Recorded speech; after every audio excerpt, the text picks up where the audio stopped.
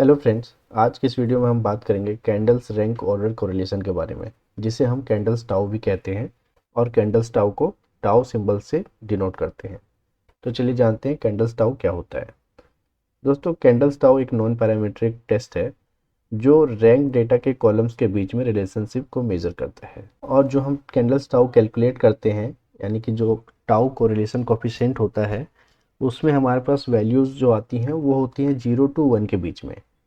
यानी कि जब 0 आई तो 0 का मतलब है नो रिलेशनशिप, और जब 1 आएगी तो परफेक्ट रिलेशनशिप। और वैल्यूज इसके बीच में भी हो सकती है। हो सकता है वैल्यू 0.5 या उससे नीचे हो।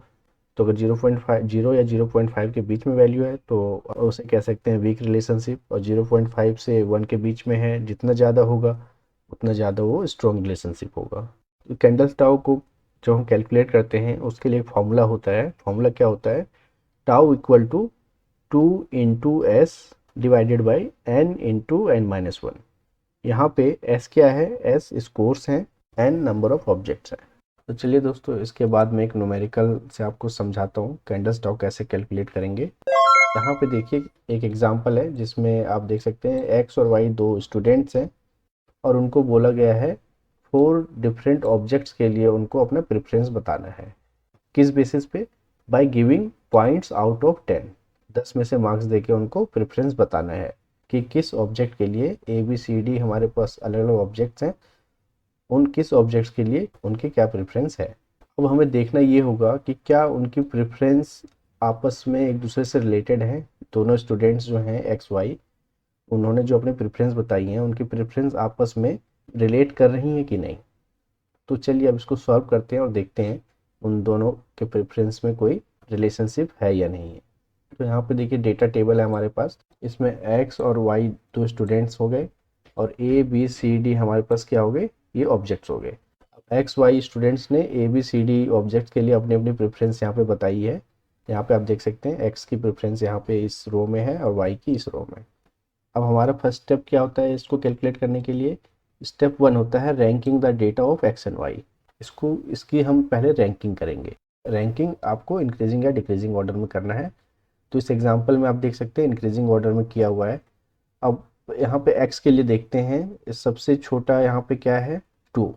तो 2 के लिए रैंक क्या हो जाएगा? 1। रैंकिंग करनी है तो हमें इंक्रीजिंग ऑर्डर में कर रहे हैं यहाँ पे रैंकिंग। तो 2 के लिए हो गया 1। 2 के बाद कौन सा है? 5। तो 5 के लिए हमारे पास हो जाएगा 2। इसके बाद कौन सा नंबर है? 6। तो 6 का रैंक हो जाएगा 3। अब लास्ट है 8, तो 8 का हो जाएगा 4।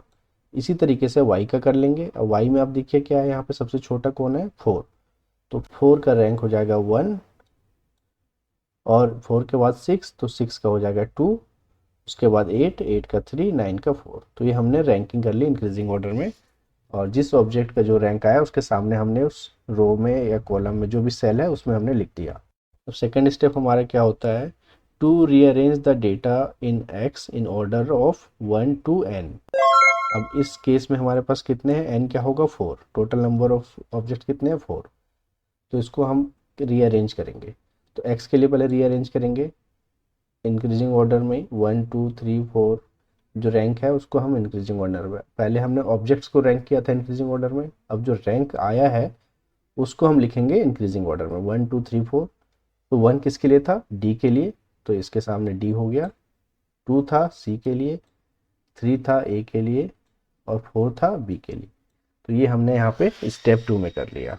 अब स्टेप 3 होता है to put the corresponding scores of Y in order of X and determine number of agreements and disagreements. अब x के करस्पॉन्डिंग में y के ऑर्डर्स जो है उसको लिखेंगे। अब कैसे लिखेंगे? अब यहाँ पे हमने ये जो किया था स्टेप 2 में उसको एज इट इज़ लिख देना है। अब ये लिखना ये है कि y में d का रैंक क्या था? तो y में d का रैंक था 2। c में y का क्या था? 4, तो ये 4 लिख दिया। a में 3 और b में 1। तो ये सारे यहाँ पे हमने लिख दिए। x के कोरस्पॉन्डिंग जो रैंक है y के वो सारे यहाँ पे हमने सामने लिख दिए। अब नेक्स्ट हमारा स्टेप होता है यस कैलकुलेट करना। But for calculating S we need number of agreements and disagreement. जिसको हम कैसे कैलकुलेट कर सकते हैं वो हम सबसे पहले देखते हैं। उसके लिए क्या है, using the Y scores starting from left and counting the number of rank to its right that are larger, these are agreements in order. We subtract this from the number of ranks to its right that are smaller, and these are disagreement in order. If we do this for all the ranks, then the sum of results we obtain yes. तो इसको कैसे करना है, अब यहाँ पे हमने लिख दिया y के रो में क्या क्या थे, 2 4 3 1, ये सारे लिख दिए, और इसके अलावा एक और कॉलम बनाएंगे हम टोटल का, तो यहाँ पे टोटल। अब हमें इसमें क्या करना है, सबसे पहला आइटम लेना है, वो क्या है 2। अब 2 और 4 को मैच करेंगे, 2 और 4 को मैच करेंगे, 2 से बड़ा है 4 तो यहाँ पे पॉजिटिव का साइन देंगे। अब 2 को 3 से मैच करेंगे, ये भी बड़ा है तो पॉजिटिव का। अब 2 को 1 से कंपेयर करेंगे, 2 से 1 छोटा है तो यहाँ नेगेटिव का। अब इस रो में जो भी आया उसका टोटल करेंगे हम। यहाँ पे क्या आया, 2 पॉजिटिव है और एक नेगेटिव है, तो 2 में से एक माइनस करेंगे तो क्या आएगा हमारे पास +1, तो यहाँ पे इस रो का टोटल आ गया +1। अब नेक्स्ट आइटम के लिए करेंगे 4 के लिए।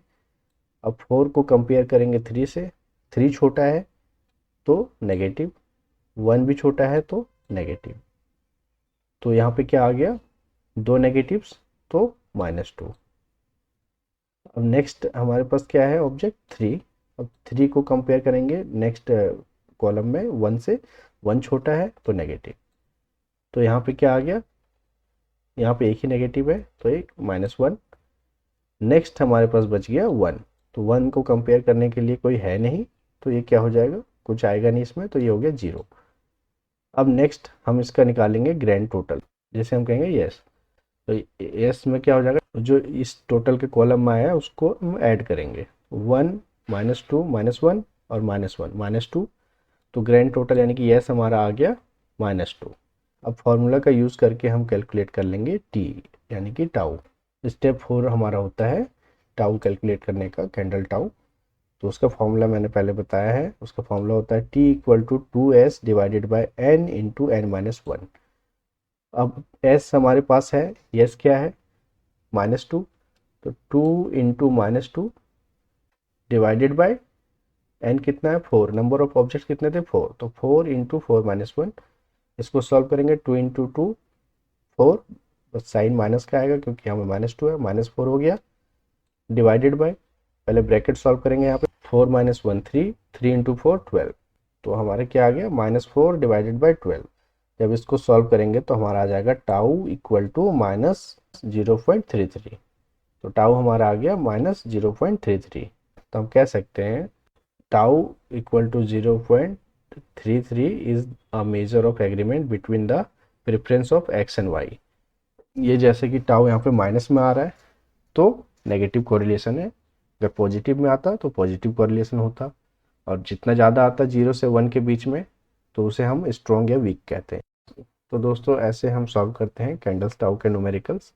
अगर आपका कोई डाउट है तो आप कमेंट सेक्शन में ज़रूर लिखिए, मैं उसको सॉल्व करने की कोशिश करूँगा। मिलते हैं नेक्स्ट वीडियो में, till then bye bye, take care.